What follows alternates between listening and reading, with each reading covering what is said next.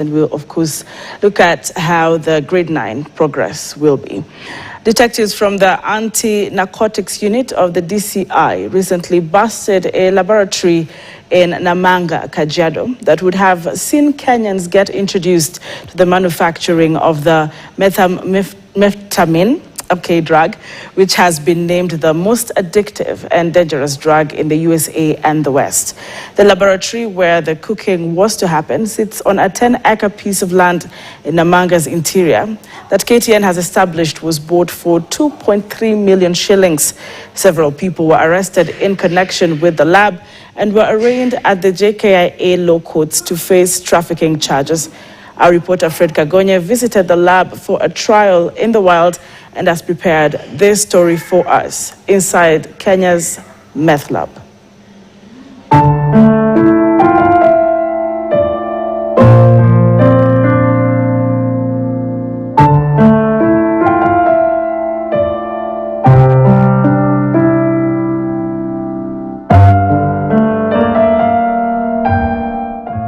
Kenya was teetering on the edge of a drug crisis unlike any other. The serene outskirts of Namanga town on the Kenya-Tanzania border, often bustling with trade, nearly became ground zero for methamphetamine, or simply meth, production, a drug so potent experts ranking it deadlier than heroin or cocaine. And for those familiar with the TV series Breaking Bad, an actual cast was shaping up closer home. Research shows that once in the body system, meth can last between 4 to 6 hours, which is slightly higher compared to both heroin and cocaine. The drug is also highly addictive, which makes it the go-to drug for drug lords, mainly in Latin countries, due to the fast turnover and consumption, which means more money and more profit for them. It has been said that it is easy to make and to conceal its production, since it can happen anywhere as long as one has access to chemicals required in a laboratory to put them together. This has been an attractive lure for the drug cartels in Mexico, Colombia, and other countries, since it is cheaper to manufacture compared to heroin or cocaine.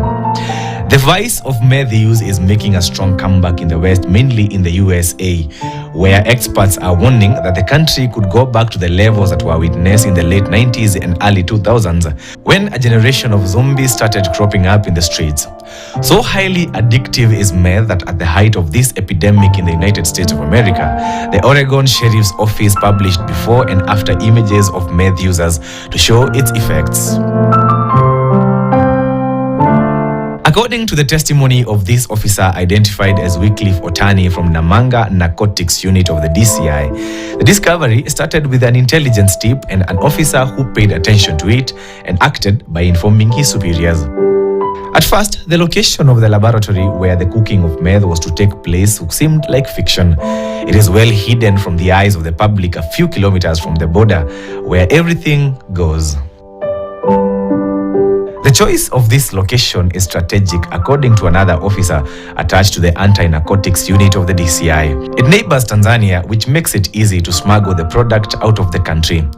The checks on the road leading to Nairobi are not necessarily as one would expect them to be, given the border point, and this only worked to solidify their choice. KTN joined members of the judiciary as they conducted a landmark trial for several people arrested in connection with the lab. The trial was taking place in the wild. Here, even this dog was interested to sniff around what was cooking. These two iron sheet houses sit on a 10-acre piece of land that we have since established was bought for 2.3 million shillings. The house is fenced using barbed wire, and these sheets inside the wall lies the laboratory where chemistry was about to interact with the quest for quick money. While testifying, Otani told Jomo Kenyatta International Airport Magistrate Njeri Dhuku that after getting the tip and visiting the site, they found the lab and these structures which housed the employees who were arrested from this location. The officers reached out to the caretaker of the property, who offered them critical information about the people they believe are behind the lab. The caretaker is now a protected source for the prosecution led by Allen Mulama, and the source's evidence and testimony have been key in the arrest and now prosecution of Mexican Israel Alvarado Vera, Ogu Ogba Mba, a Nigerian, Ojuku Awu alias Pastor, also a Nigerian, and two Kenyans, Caroline Wamboi and Betty Mukami Misheni. Police are still looking for another suspect of Brazilian descent who escaped their dragnet. After discovering the lab, the police found Pacasa chemicals in methylamine 40% ethanol, phenylacetone 99%, tartic acid, sodium hydroxide, acetone, toluene, and others. These were the samples. Did you attach? I attached the list of samples, Your Honor.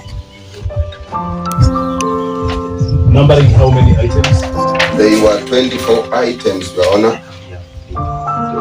According to the state, these items, if put together, would complete the puzzle and bring forth meth. Weighing was done on the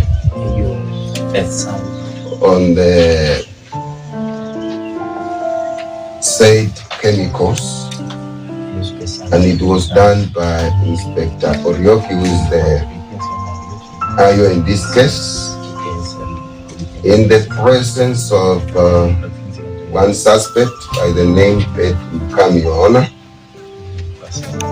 The CSI officers from Kajiado did photographing of the exercise, Your Honor. Some of these chemicals, which we have since established had been imported from India, and these gas cylinders, a laboratory, and aluminium foil, all formed part of what KTN was told would have generated at least 60 kilos with an estimated value of 500 million shillings.